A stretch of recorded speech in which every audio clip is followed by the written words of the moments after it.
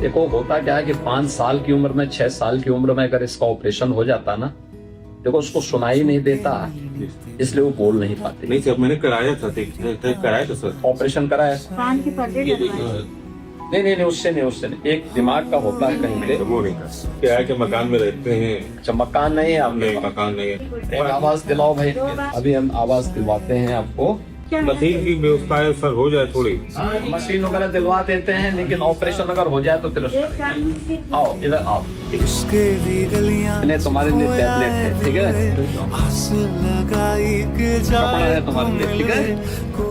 इनको एक आवाज की व्यवस्था करवाने बोलो, दिव्यांग जन कल्याण विभाग से बोलो कि उसका जो है वो शुरू करो।